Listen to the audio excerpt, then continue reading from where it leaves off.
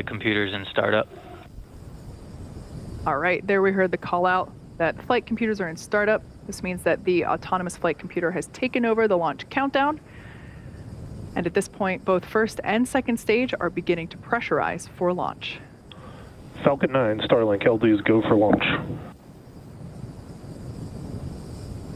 All right, there we heard our launch director give the final 30 seconds. There we heard the launch director give our final go for launch. And at this point in time, all systems are go. Let's listen in to the terminal count and watch as Falcon 9 takes our stack of Starlink satellites and 2 ride shares into space. 15 seconds. 10, 9, 8, 7, 6, 5, 4, 3, 2, 1, 0. Ignition. And liftoff.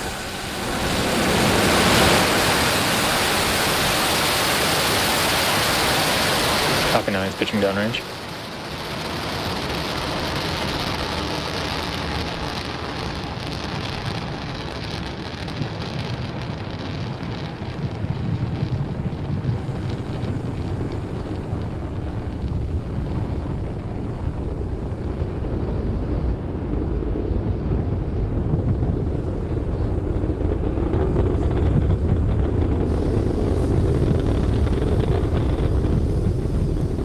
As you can see, Falcon 9 has successfully lifted off from the historic launch pad 39A at Kennedy Space Center, carrying our stack of Starlink satellites and 2 ride shares into orbit. We throttle the engines down in preparation for max Q, or maximum aerodynamic pressure. This is the largest structural load that the vehicle sees during supersonic. This is the largest structural load that the vehicle sees during ascent, so slowing the vehicle down helps during that short period. Max Q. All right, there we heard the call out that we reached max Q. In about a minute, we're going to have 3 events happening back to back. First will be main engine cutoff, or as you'll hear it called out, MECO. This is where all 9 M1D engines shut off and slow the vehicle down in preparation for the second event, stage separation. As the name suggests, this is where the first stage separates from the second stage, with stage 1 starting to make its way back to Earth for landing on our Started. while stage 2 continues its journey with the third event, SES-1, or Second Engine Start 1. This is where MVAC will light up and begin to propel the second stage along with the Starlink and 2 rideshare satellites into orbit. So just a few seconds ago, we heard the call out that MVAC chill has begun. That's the same thing as what I described prior to liftoff for the M1D engines. We flow a little bit of that super chilled liquid oxygen into the turbopump of the MVAC engine, helping to prepare the prop system for that super cold fluid to flow through.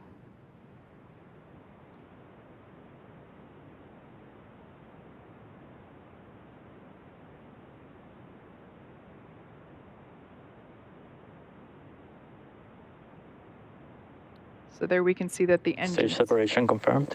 Right, so on the left-hand side of your screen, we got the first stage, and the second, on the right-hand side, the second stage, and there we heard call out MVAC ignition.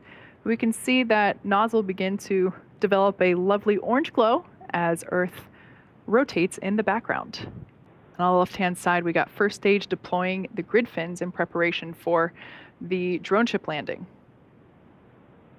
In just a few seconds, we're going to have fairing deploy.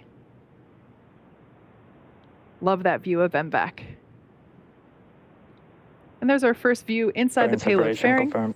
There we have visual and call out there that fairing separation has occurred.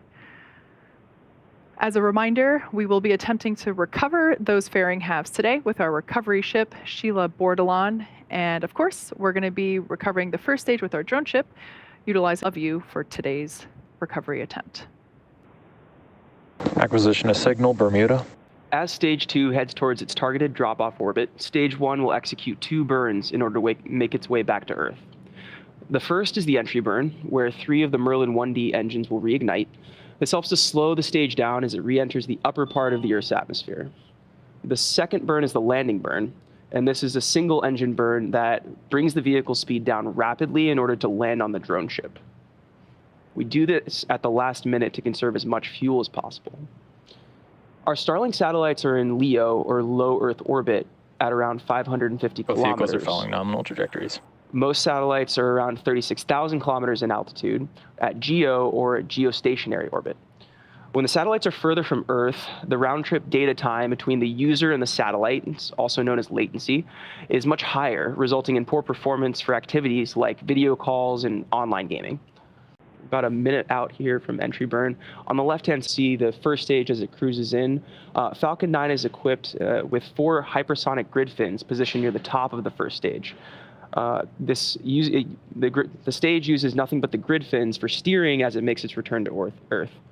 They orient the rocket during re-entry and guide the rocket during descent. Occasionally, you'll also see some white puffs. These are nitrogen gas bursts for attitude adjustment and control. Stage 1 FTS is saved. Stage 1 entry burn is started. And stage 1 entry burn shut down. And we just had a confirmation of stage 1 entry burn cutoff. Now, we're about 60 seconds away from landing, and at this point, the vehicle is traveling around 900 miles per hour. This really puts the deceleration into perspective. In the span of less than a minute, we will have slowed from twice the speed of a jet all the way down to 0 as the rocket lands. There are a couple of events scheduled to happen in close proximity here. The stage 1 landing burn will begin and will finish its burn in about 25 seconds.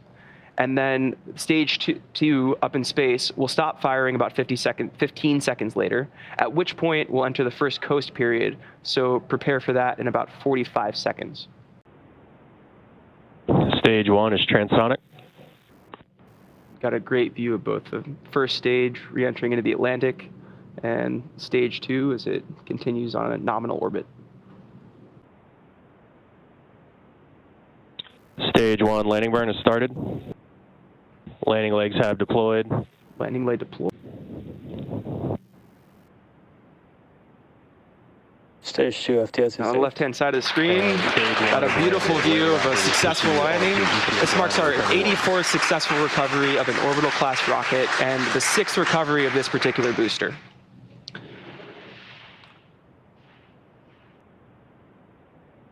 TECO. And there we had second engine cutoff 1, or SECO 1, waiting for a confirmation of good orbit.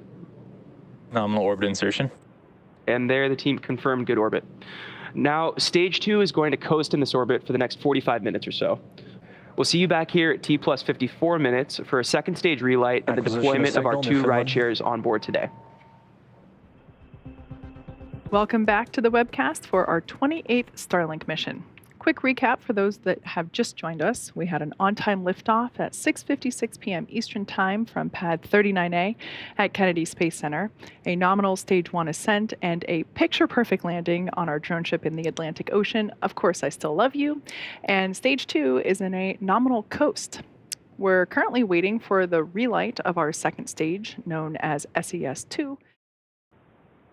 MVAC reignition.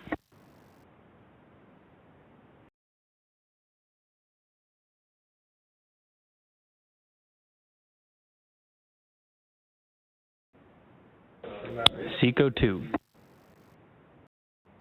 All right, so there, as you saw, confirmation of both the relight and the cutoff of that second engine, just a few seconds, like I said, and we're waiting to hear that we're in a good Nominal orbit. orbit insertion. All right, so there we heard it.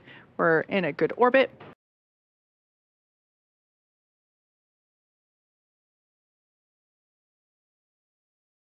Starlink deploy confirmed. And we've confirmed deploy of the Starlink satellites. Now you can see the satellites, the Starlink satellites out in space drifting away from the second stage. As a reminder, this is just their drop-off orbit. Shortly, they will deploy their solar array, and over the next few days and weeks, they will distance themselves from each other and use their onboard ion thrusters to make their way into operational orbit. And with that, we'll bring our webcast to a close for today. Thank you to the Range and FAA for supporting today's mission. If you're interested in Starlink service, head over to starlink.com and sign up. Thanks for joining us, and have a good evening.